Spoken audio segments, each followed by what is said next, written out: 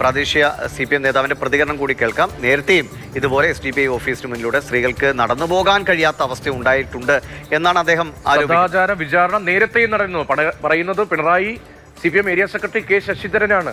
വളരെ ഗൗരവമാണ്. അത് നേരത്തെ തന്നെ പാർട്ടിക്ക് അറിവുണ്ടായിരുന്നു എന്നതൊക്കെ വളരെ ഗൗരവമുള്ളതാണ്. ആ പ്രതികരണം കേൾക്കാം.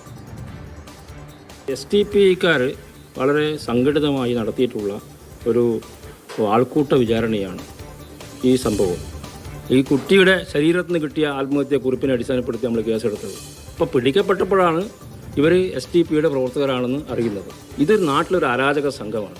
അവർ ഈ കുടുംബത്തിൽ സമ്മർദ്ദം ചെലുത്തുന്നുണ്ട്, നല്ലതുപോലെ സമ്മർദ്ദം ചെലുത്തുന്നുണ്ട്. അപ്പോൾ ജീവിക്കാൻ ഭാവിയിൽ ഒരു കുടുംബത്തിലൊരു അസ്വസ്ഥതയുണ്ടാകും എന്നൊക്കെയുള്ള തോന്നലിൻ്റെ അടിസ്ഥാനത്തിൽ ഇപ്പോൾ ഇത്തരത്തിൽ അവർ മാറിപ്പോകുന്നുണ്ട്. അവരെ ഞാൻ കുറ്റം പറയുന്നില്ല. ഇത് ഈ സംഭവം മാത്രമല്ല ഇവർ നടത്തിയിട്ടുള്ളത്. ഇവരുടെ SDPIയുടെ ഓഫീസിന് മുമ്പിൽ രാത്രികാലത്ത് സ്ത്രീകൾക്ക് നടന്നു പോകാൻ പറ്റുന്നില്ല എന്ന് സ്ത്രീകൾ പറയുന്നുണ്ട്. ഭയന്നിട്ട് എല്ലാവരും പറയണമെന്നില്ല.